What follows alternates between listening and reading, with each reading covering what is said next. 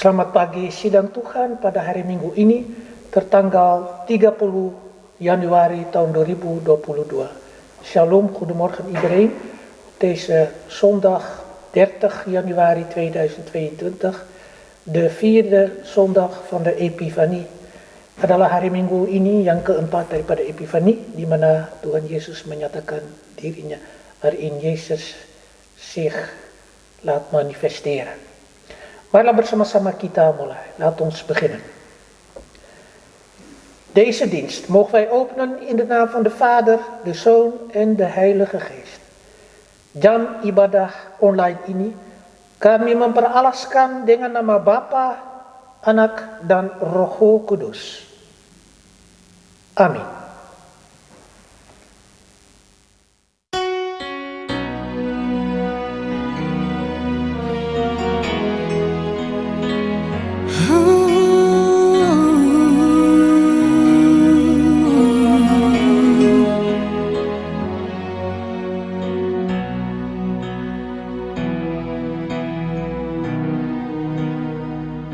Bila ku lihat bintang gemerlapan dan bunyi gururium ku dengar, ya Tuhanku, tak putus aku heran melihat ciptaanmu yang besar.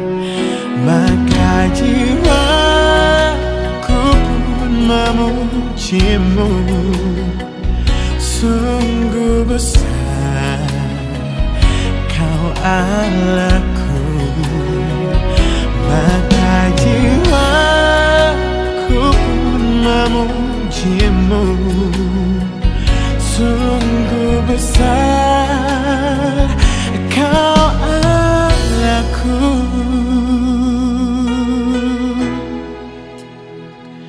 Ya Tuhanku, apabila ku renungkan pemberian-Mu dalam penebus,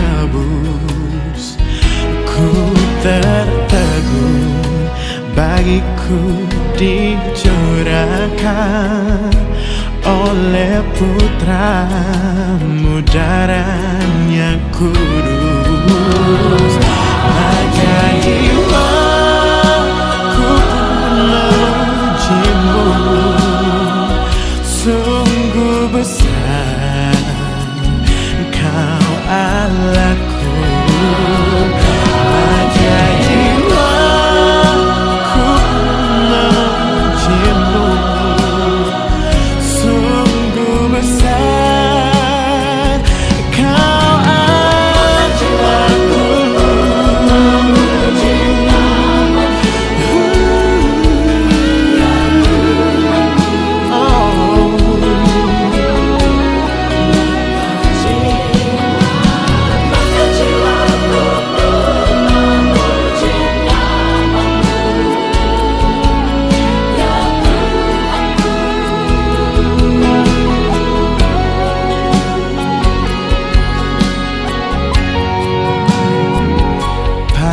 Bila nanti Kristus memanggilku, sukacitaku amatlah besar, karena terkabulah yang ku rindukan, melihat Engkau Tuhanku akbar.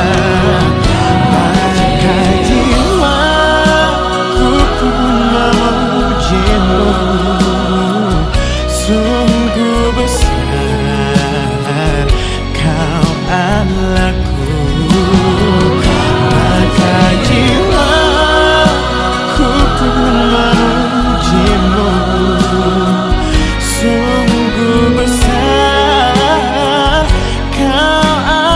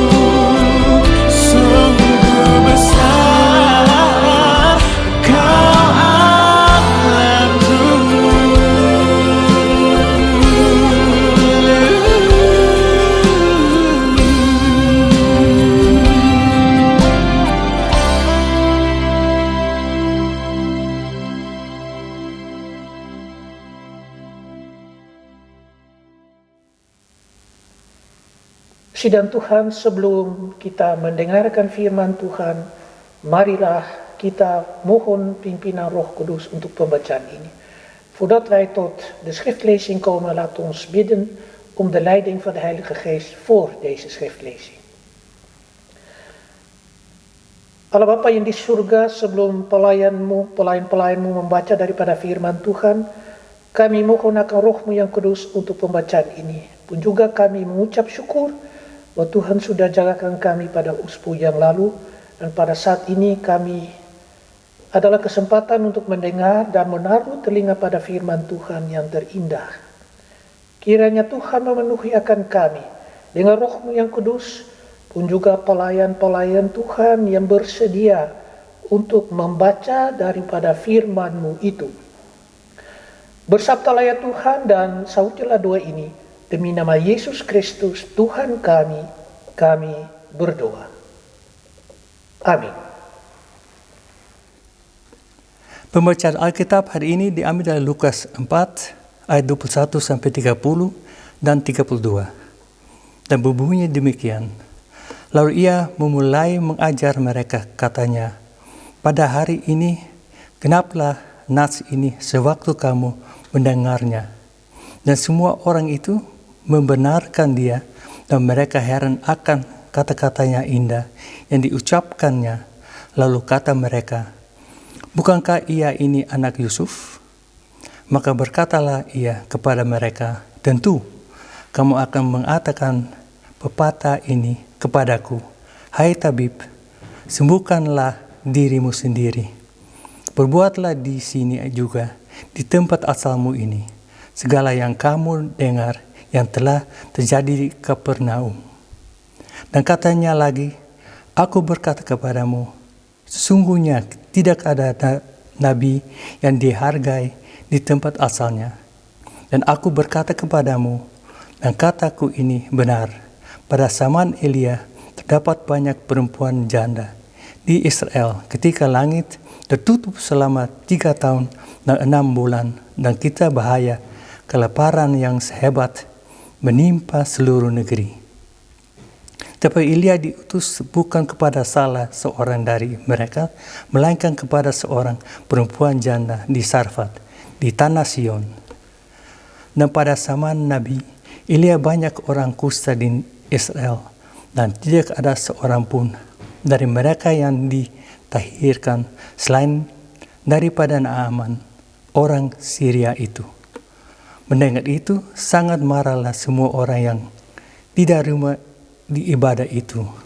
Mereka bangun, lalu menghalau Yesus keluar kota dan membawa dia ke tebing gunung, tempat kota itu terletak, untuk melemparkan dia dari tebing itu. Tetapi ia berjalan lewat dari tengah-tengah mereka, lalu pergi. Mereka takjub mendengar pengajarannya, sebab perkataannya penuh kuasa. De schriftlezing voor vandaag is genomen uit het Evangelie van Lucas, hoofdstuk 4, de versen 21 tot en met 30 en vers 32. En luidt als volgt. Hij zei tegen hen, vandaag hebben jullie deze schrifttekst in vervulling horen gaan. Allen betuigden hem een bijval en verwonderden zich over de genaderijke woorden die uit zijn mond vloeiden. En ze zeiden, dat is toch de zoon van Jozef? En hij zei tegen hen, ongetwijfeld zullen jullie me dit gezegde voorhouden. Genees, Heer, genees u zelf. Doe alles waarvan wij gehoord hebben dat het in Capernaum gebeurd is. Ook hier in uw vaderstad. Hij vervolgde, luister, ik zeg jullie dat geen enkele profeet welkom is in zijn vaderstad. Maar ik zeg het jullie zoals het is. In de tijd van Elia, toen de hemel 3 jaar en 6 maanden lang gesloten bleef en er in het land een grote hongersnood uitbrak, waren er veel weduwen in Israël. Toch werd Elia niet naar een van hen gezonden, maar naar een weduwe in Sarepta bij Sidon. En in die tijd van de profeet Elisa waren er veel mensen in Israël die leden aan huisvraat. Toch werd niemand van hen gereinigd, maar wel de Syriër Naaman. Toen de aanwezigen in de synagoge dit hoorden, ontstaken ze in grote woede. Ze sprongen op en dreven hem de stad uit, naar de rand van de berg waarop een stad gebouwd was, om hem in de afgrond te storten. Maar hij liep midden tussen hen door en vertrok. Ze waren diep onder de indruk van zijn onderricht, want hij sprak met gezag. Tot zover de schriftlezing van vandaag. Begitu jauh adalah pembacaan Alkitab untuk hari ini.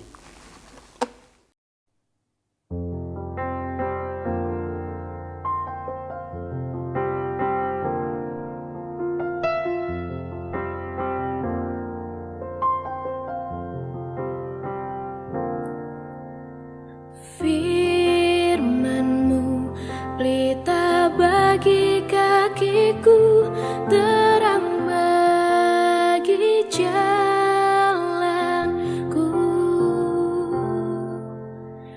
Firman-Mu pelita bagi kakiku, terang bagi jalanku.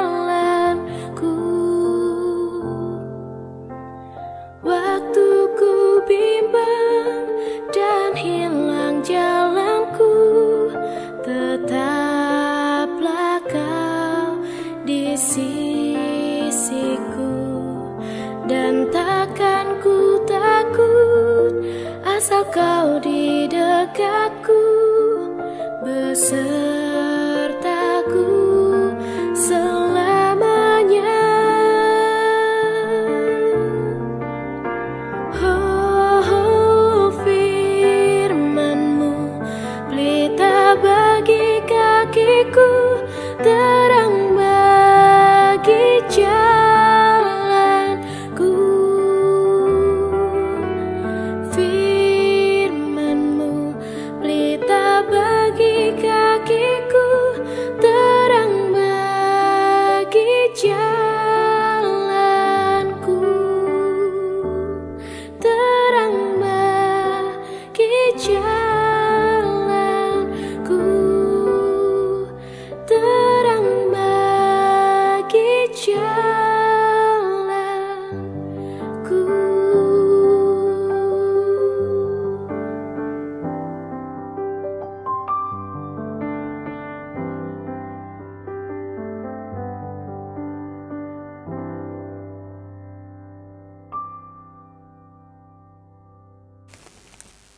Saudara-saudara dalam Tuhan kita Yesus Kristus, yang Tuhan kasihi juga. Gemeente in de Heer Jezus Christus, onze Heer. De Heer die ons lief heeft. We hebben zojuist Lucas 4 vers 21 tot met 30 en vers 32 aangehoord. Kita sudah mendengarkan firman Tuhan dari dalam Injil Lukas pasal 4 ayat 21 sampai dengan ayat 30 serta juga ayat 32. Apalagi kita hari Minggu yang lalu sudah mendengar akan Tuhan Yesus ada membaca daripada Yesaya 61 di rumah ibadat. Semua orang heran dan sebenarnya juga takjub oleh hikmat daripada Tuhan Yesus secara positief. We hebben gehoord in Lucas 4 vers 21 tot met 30 en 32. 21 tot 30 en vers 32, maar de vorige zondag hadden wij gehoord dat Jezus voorlas in de synagoge uit Jesaja 61. Ieder volwassene man mocht voorlezen uit de wet of de profeten. Eerst waren er gebeden, of de geloofsbelijdenis, de gebeden en vervolgens de wet en de profeten en Jesaja werd voorgelezen. Of het bewust was of gekozen door Jezus zelf, er is een dienaar in de synagoge die alles in de gaten had. Een soort roostermaker zoals ik de vorige keer verteld heb. Selalu di dalam rumah ibadat ada seorang yang atur segala pembacaan daripada Taurat, apalagi Taurat dan kitab-kitab Nabi. pun juga mereka ada salah satu pengakuan dan doa-doa yang mereka bawa kepada Tuhan dalam rumah ibadat itu. Apalagi pengakuan yang daripada kitab Ulangan 6, Shema Israel, dengarkanlah Israel, Tuhan cuma satu. Sidang Tuhan, kita sudah mendengar bahwa secara positif orang semua senang mendengar, tetapi sesudahnya Tuhan Yesus menyatakan dan katakan mengenai Elia, pengalaman Elia dan Elisa, apalagi Elia yang ada di Sarepta dan di Tirus dan antara Tirus dan Sidon, Tuhan juga melihat bahwa mereka tidak mau percaya akan apalagi akan Tuhan. Dan tentu ini Elia, apalagi Elia sebenarnya menyaksikan bukan saja untuk orang Yahudi, orang Israel, tetapi untuk semua bangsa. Pun juga di mana kita mendengar mengenai Elisa yang sebenarnya juga mementingkannya orang daripada suku bangsa lain, tetapi itu kehendak Tuhan. Zo zien we dat Jezus vertelt over Elia en Elisa die dan mensen van een andere volk, voor de Israëlieten of voor de Joden worden ze Goyim genoemd, de vreemde volken. En daar, juist daar, struikelden eigenlijk de mensen in de synagoge over die woorden wat Jezus vertelde. Ik zou best wel kunnen voorstellen dat ze boos werden, omdat het niet op een dusdanige manier overgebracht wordt. Dus Jezus confronteert de hoorders met de woorden die hij bracht vanuit het Oude Testament. Toen Yesus membawa konfrontasi dengan orang-orang pendengar di rumah ibadat itu mengenai Elia dan Elisa. Ia katakan, tetapi Elia, atau di sini Elia diutus bukan kepada salah seorang dari mereka, melainkan kepada seorang perempuan janda di Sarfat di tanah Sidon. Lalu Elisa, dan pada zaman Nabi Elisa banyak orang kusta di Israel dan tidak ada seorang pun dari mereka yang ditahirkan selain daripada Naaman orang Syria itu. Dengan kata lain, suku bangsa lain dapat penyembuhan, sedangkan kaum Israel sendiri tidak, mereka ditahirkan. In vers 26 en 27 staat er: Toch werd Elia niet naar een van hen gezonden, maar naar een weduwe in Sarepta bij Sidon. En in de tijd van de profeet Elisa waren er veel mensen in Israël die leden aan huidvraat, of melaatsheid, of lepra. Toch werd niemand van hen gereinigd, maar wel de Syriër Naaman, dus niet van hun eigen volk. Toen de aanwezigen in de synagogen dit hoorden, ontstaken ze in grote woede. Ze sprongen op en dreven hem de stad uit naar de rand van de berg waarop hun stad gebouwd was, om hem in de afgrond te storten. Lalu ayat-ayat yang berikut, ayat 28 dan 29, mendengar itu sangat marahlah semua orang yang di rumah ibadat itu. Mereka bangun lalu menghalau Yesus keluar kota dan membawa dia ke tebing gunung tempat kota itu terletak untuk melemparkan dia dari tebing itu. Itu kalau mereka sudah marah begitu hebat, itu luar biasa. Itu melewati segala batas. Als ze werkelijk woedend werden, dan overschrijden ze alle grenzen van de beschaving, van de fatsoen. Want in een heilig huis, in een synagoge, zou je toch niet gaan ruzien. Di dalam rumah ibadah kan tidak ada orang mengambil atau ada persoalan, ada perbantahan satu ribut dengan lain. Apalagi kalau di orang Maluku, dalam gereja, kalau ada ribut, itu tidak pada tempatnya.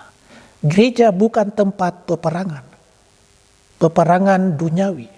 De kerk is geen plaats voor oorlog, voor, noem maar, een aardse oorlog. We gaan ervan uit dat dat niet gebeurt, maar we weten uit ervaring dat in de werkelijkheid deze dingen gebeurd zijn. Di dalam kehidupan sehari-hari kita tahu juga akan juga berlaku. Dan kita mendengar Tuhan Yesus sabar. Die Jezus is heel geduldig en heel rustig gebleven.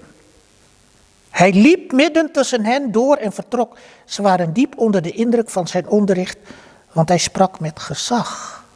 En dat is nou het punt. Hij sprak met gezag. En iemand die gezag heeft, krijgt respect. Tetapi ia berjalan lewat dari tengah-tengah mereka lalu pergi. Itu siapa manusia, siapa berani kalau orang sudah marah, sudah mau melemparkan dari gunung turun ke bawah ke dalam jurang, tapi jalan di tengah-tengah mereka lalu pergi. Mereka takjub mendengar pengajarannya sebab perkataannya penuh kuasa. Penuh kuasa. Berarti Tuhan yang memerintahkan segala sesuatu jika ia berkata. Hij heerst eigenlijk door zijn woorden en hij spreekt met gezag. Iemand die gezag heeft, heeft aanzien. Iemand die gezag heeft, krijgt respect. En dat is omdat je lef hebt of de moed hebt om dingen te zeggen die mensen niet willen horen. En dat is precies het punt. Adalah selalu orang yang tidak mau mendengar kata-kata yang tidak menyenangkan akan hati mereka. Mau saja dengar kata-kata yang mereka mau mendengar. Zij willen alleen maar horen wat zij willen horen. En dit is nou precies dat mensen onder de indruk waren van zijn onderricht en indruk zijn van zijn wijsheid. En dat is het, want hij is bijna assertief genoeg om te gaan met conflicten. Zou dat het zijn? Adalah ia secara assertif berarti ia sadar, ia sabar, ia tenang, ia tinggal rustig, lalu balik jalan di tengah-tengah orang. Kita rasa siapa yang mengalami dalam konflik, dalam konfrontasi dengan orang-orang yang marah, yang sudah mengalami, mau di dalam atau di luar gereja. Ik denk wel dat er mensen dat ervaren hebben in het leven, in of buiten de kerk, wanneer ze geconfronteerd worden of in conflicten raken of werkelijk letterlijk onder lijf ondervinden hoe mensen kunnen zijn. En die niet kunnen accepteren wat ze horen. De profeten hebben altijd in het Oude Testament verteld wat God van hen vraagt. En dat is meestal tegen de wil in van de mensen. Biasanya nabi-nabi, kalau u baca kitab nabi, umat tidak mau dengar. Tapi ini kehendak Tuhan yang berlaku. Dan nabi-nabi membawa pemberitaan firman kepada kaum Israël. Tapi kaum Israël tidak mau dengar-dengaran. En de profeten die brachten het woord van gerechtigheid en waarheid. Maar ze wilden dat niet horen. Want kritiek, dat kan niemand accepteren. Lijkt het. En wanneer je macht hebt, op een positieve manier macht gebruikt, dan komt het wel goed. Juga kalau memakai kuasa atau kekuasaan dengan secara positif akan merupakan baik. Seperti hari Minggu lalu beta katakan mengenai baik. Dan itu juga, bagaimana kita bergaul dengan situatie seperti begitu dalam kehidupan kita. Hoe gaan we om in zulke situaties? We weten dat Jezus hier aangeeft dat hij zijn weg ingaat en het verwijst naar zijn lijden en sterven. Tuhan mengambil jalannya yang semestinya, penderitaan dan kematiannya. Tetapi yang hebat sama sekali, yang luar biasa sama sekali, kemenangannya melalui kebangkitannya. En wat het mooiste en het bijzondere is wanneer hij komt met de overwinning op de dood via zijn opstanding. U kunt wel onder de indruk raken van mensen die spreken met gezag. Denkt u maar aan president John F. Kennedy, als hij toespreekt, ik ben een Berliner. Of Martin Luther King, I have a dream. Of Mandela. Of zelfs president Samukil. Of zelfs mensen die dichtbij staan, die indruk maken op ons leven. Onze eigen ouders. Die spreken met gezag. Niet uit gezag om mensen te onderdrukken, maar gezag juist met goede bedoelingen. Atau pikir saja orang yang ada bicara dengan penuh kuasa, dengan hikmat dan pengetahuan. Presiden John F. Kennedy, Dominee Martin Luther King, Nelson Mandela, atau Samukil, Presiden Samukil, atau orang tua kita sendiri. Nggak usah cari jauh-jauh. Mereka dengan hikmat dan pengetahuan, pengalaman dari dulu sampai sekarang. Dan apa yang merupakan perkataan mereka dengan penuh kuasa oleh karena mereka percaya Tuhan. En waarom hebben ze zoveel gezag? Ook al hebben wij dingen ervaren die misschien voor deze huidige wereld te streng zijn of te conservatief zijn. Maar het was ook goed, want ze spraken met gezag en ze wisten waar ze over spraken. Zo is het met Jezus die op een toch wel bevrijdende manier, niet om mensen gevangen te houden, met gezag sprak. Zo is het met ons. Mogen wij die wijsheid met ons meenemen. Mogen wij ook indruk zijn of onder de indruk zijn van zijn onderricht. Semoga kita juga takjub mendengar pengajarannya. Dan itu pengajarannya apa? Yang hari Minggu yang lalu, orang yang miskin, orang yang di tawanan, orang yang menderita, orang yang susah. Itu tugas-tugas kita juga. Mensen die arm zijn, vorige week zondag hadden we dat al gehoord.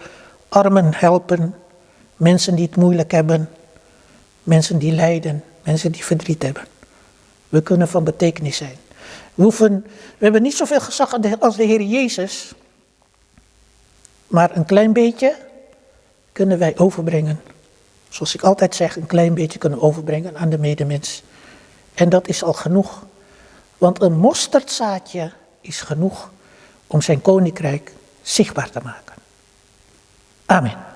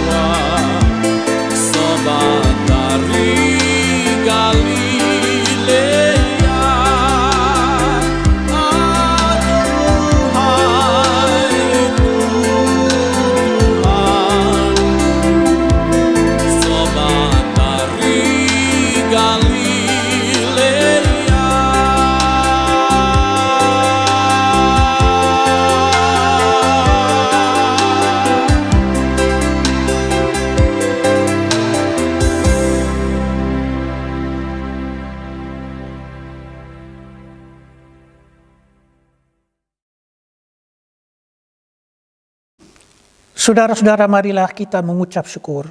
Gemeente, laat ons danken.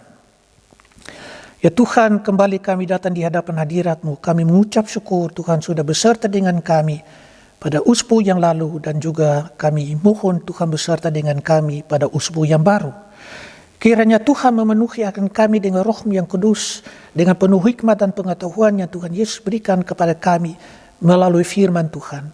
Beserta apalagi dengan pelayan-pelayan Tuhan yang memberi tenaga untuk Tuhan, pelayan-pelayan Tuhan, tua-tua agama, tetapi mereka dibalaskannya dengan berkat-berkat yang berlimpah-limpah yang datang daripada tangan-Mu sendiri. Juga untuk kami jemaat-Mu, kami doakan orang tua-tua, pemuda-pemudi, janda-janda, balu-balu, anak-anak yatim piatu, genapilah janjian-Mu. Kami doakan hamba-hamba Tuhan, pelayan-pelayan Tuhan, yang ada memberitakan firman Tuhan untuk hari Minggu ini. Kami doakan bestir sinode, bestir-bestir klasis, bestir-bestir badan majelis gereja, pun juga kami doakan regio ini. Ya Tuhan, kami doakan apalagi seorang saudari kami yang sudah ditolong di rumah sakit, berikan kepada dia akan kekuatan dan kiranya Tuhan menjamah akan tubuhnya. Kami doakan mereka yang berduka cita, ada keluarga-keluarga yang ada mengalami duka cita, beri penghiburan untuk mereka dan semua orang di bangsa kami ini, di tanah orang dan di tanah Maluku. Sedangkan di dunia ini, kami doakan kembali akan bestir sinode, bestir-bestir klasis, bestir-bestir badan majelis gereja yang diutus untuk melayani jemaat-Mu dengan ibadah-ibadah fisik dan juga online atau secara live stream, supaya firman Tuhan selalu diberitakan dan kami boleh memberitakan tahun yang merupakan kebebasan datang dari Tuhan kita Yesus Kristus. Beserta dengan tiap-tiap orang yang menderita sengsara oleh karena peperangan, yang papa dan miskin, yang teraniaya, yang bertelanjang, yang berlapar dan berdahaga, beri kekuatan untuk mereka pun juga penghiburan.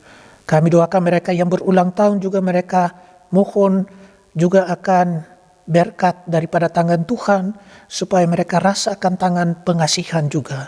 Juga untuk kami, masuk dengan kami kembali dalam minggu ini dengan tangan pengasihan-Mu. Sedangkan kami doakan juga tiap-tiap orang yang ada ditimpa oleh COVID-19, pun juga oleh karena mereka merasa akan pengalaman dengan duka cita oleh karena COVID-19. Hiburkanlah ke mereka. Kami doakan juga kolekta-kolekta akan kurban persembahan kami ini. Berkatilah juga segala sesuatu supaya kami diberkati selalu. Jika kami melupakan barang sesuatu, kiranya Tuhan juga mengampuni akan dosa kami. Sedangkan juga kami doakan anak-anak yang bersekolah dan saudara-saudara pada tempat-tempat pekerjaan, mereka yang tidak kerja juga diperlukan untuk diberkati. Ya Tuhan, ada juga saudara-saudara yang ada rasa hidup sendiri, ya Tuhan menjadi bapa dan ibu untuk mereka. Akhirnya ya Tuhan, kami doa-doa anak-Mu yang diajarkan bagi kami, Bapa kami yang ada di dalam surga, nama-Mu dikuduskanlah kiranya, kerajaan-Mu datanglah, kehendak-Mu jadilah di dalam surga, demikian pun di atas bumi. Roti berikan kami pada hari ini, roti kami sehari-hari. Dan ampunilah kiranya kepada kami segala kesalahan kami, seperti kami ini sudah mengampuni kepada orang yang berkesalahan kepada kami. Dan janganlah membawa kami ke dalam pencobaan, melainkan lepaskanlah kami daripada yang jahat. Karena Engkaulah yang mempunyai kerajaan dan kuasa dan kemuliaan kekal selama-lamanya. Amin.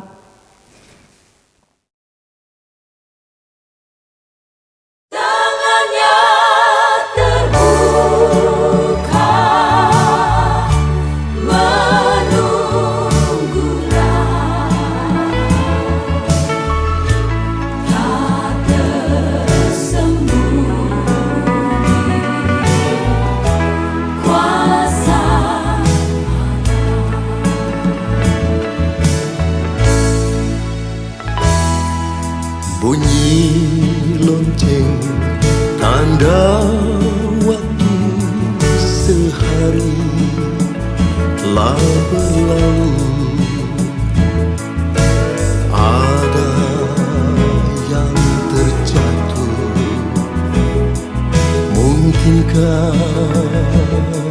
dirimu. Kau perlu kekuatan baru untuk merubah. Janganlah kau bimbang, ku punya berita baik tak tersembunyi. Kuasa Allah, kalaulah ditolong, engkau juga tangannya terbuka menunggu,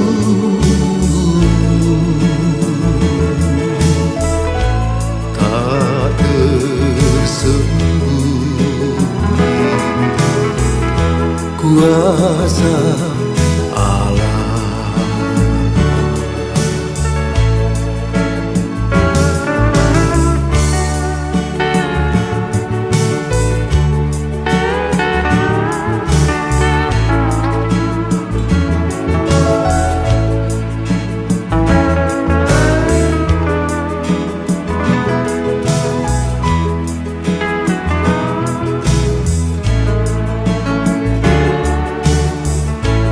Tangannya terbuka menunggunya, tak tersembunyi. Kuasa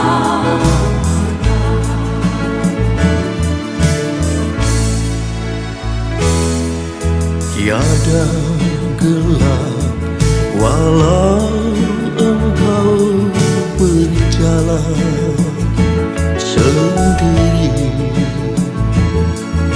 Selalu bahagia kemanapun kau pergi. Kuasa musuh tak mampu bila Allah bersamamu. Peganglah janjinya, janganlah kau ragu, tak tersembunyi.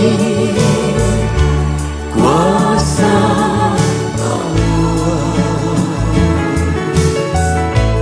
kalau lain ditolong, engkau juga tangannya terbuka menunggu, tak tersembunyi. Kuasa Allah, tak tersembunyi. Kuasa Allah.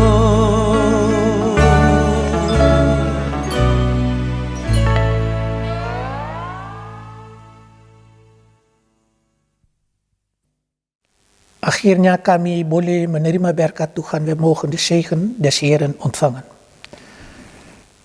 De genade van onze Heer Jezus Christus, de liefde van God en de gemeenschap van de Heilige Geest zal met ons zijn vanaf dit heilig uur tot in lengte van dagen. Anugerah Tuhan kita Yesus Kristus dan kasih Allah dan persekutuan Roh Allah yang kudus selalu beserta kita daripada jam ibadah ini terus kekal selama-lamanya. Amin.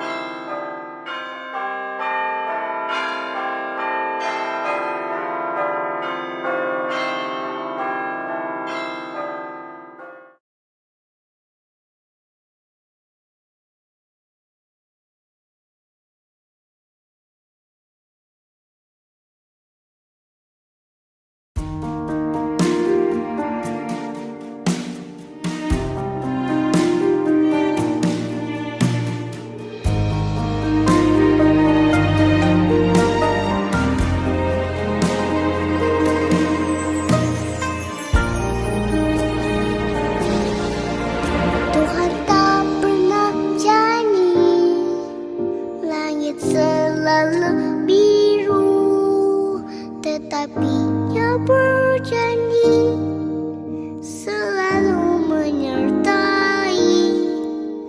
Tuhan tak pernah janji jalan selalu rata, tetapi Dia berjanji berikan kekuatan.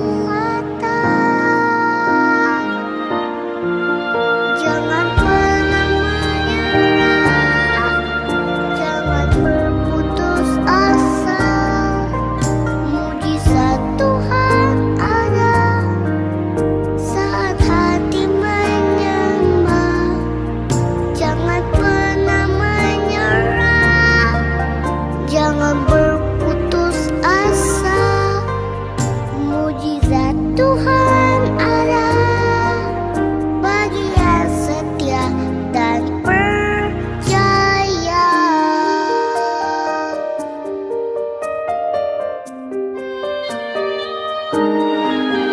Tuhan tak pernah janji langit selalu biru, tetapi Dia berjanji selalu menyertai.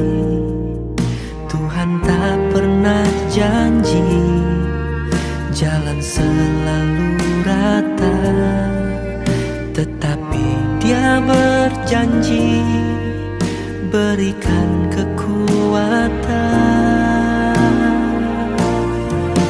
Jangan pernah menyerah, jangan berputus asa. Mujizat Tuhan ada saat hati menyembah. Jangan pernah menyerah, jangan berputus asa. Mujizat Tuhan ada bagi yang setia dan percaya.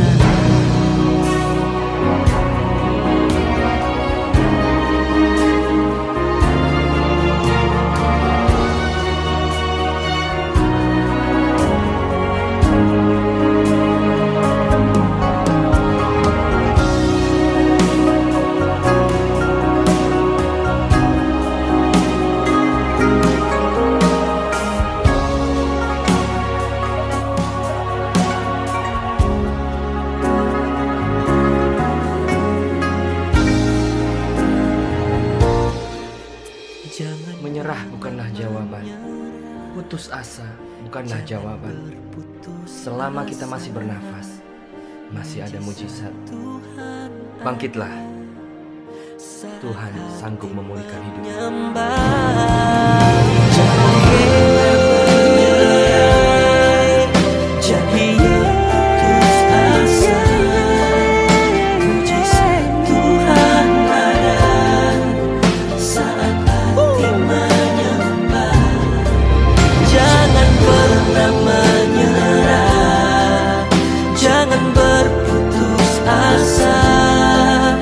Mujizat Tuhan ada bagi yang setia dan percaya. Jangan putus asa. Mujizat Tuhan ada bagi yang setia